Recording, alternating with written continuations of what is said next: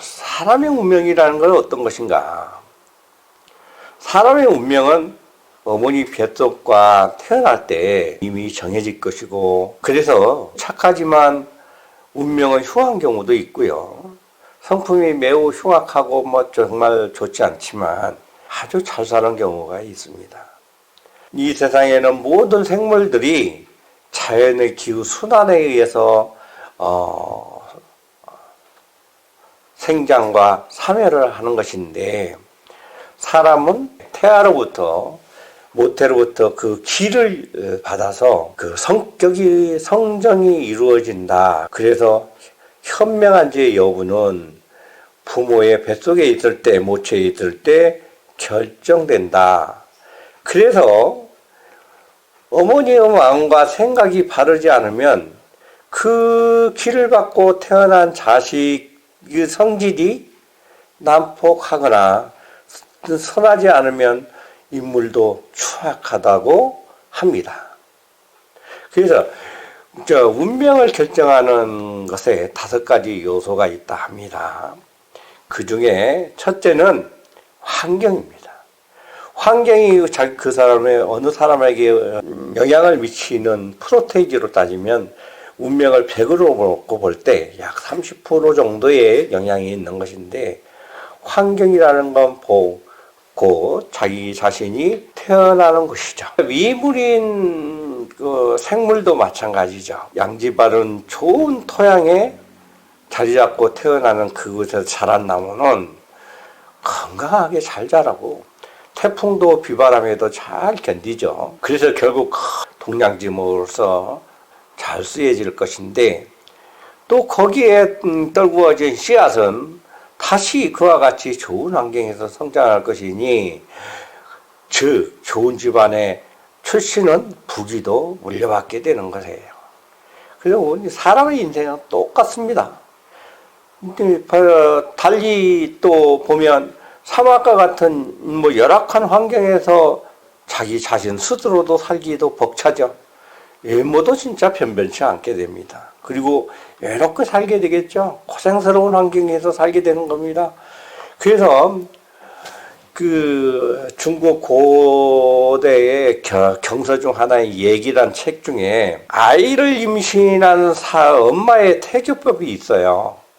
그 5가지로 그 준칙이 있는데, 첫째는 바른 자리가 아니면 앉지 말고, 바르지 않는 음식은 먹지 말고, 바른 색이 아니면 보지 말고, 바른 소리가 아니면 듣지 말고, 또 아이가 성장하면 훌륭한 스승을 모시고 군신과 부자의 도리를 가르쳐라 그랬어요. 그만큼 엄마의 역할이 매우 중요한 겁니다.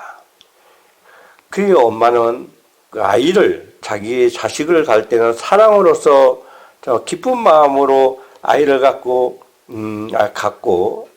그 아이에게 자기의 기운을 물려주려고 노력하는 것이죠. 근데 요즘에는 태교법이라는 것도 있어서 그런데 많이 신경을 쓰죠. 그 다음에는 관상입니다.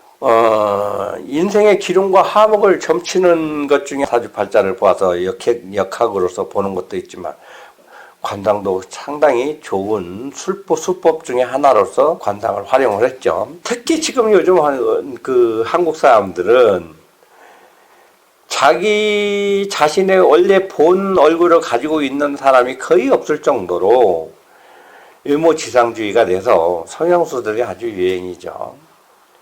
이제 이런 것을 예측한 것인지 어쩐지 모르지만, 고서 마이상법의 그 저자도 만상이 불여심상이다, 관상보다는 마음이 더 중요하다, 우선이다, 이렇게 말을 했어요.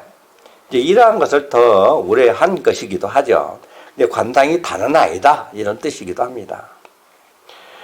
이제 옛날에 공자의 제자 중에 하나가, 공자가 보기에 관상을 아주 매우 좋게 봤어요.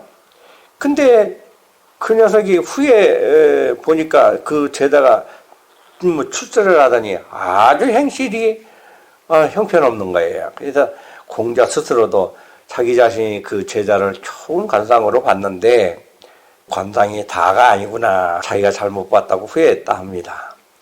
그래서 지금은 하늘에 있는 옥황상제도 하도 많은 사람들이 성형수술을 해서 본 모습을 갖고 있지 않고 알 수 없으니까 요즘은 하늘에도 지금 리모델링 하고 있대요. AI라고 해서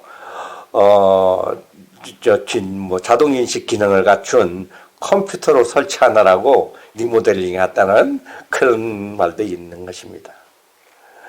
하여튼 그렇다 하더라도 하여튼 보기 좋은 떡이 먹기도 좋다. 그 반듯한 모습으로 외모를 개선하는 것은 지혜로운 것이죠. 그래서 권장할 만합니다.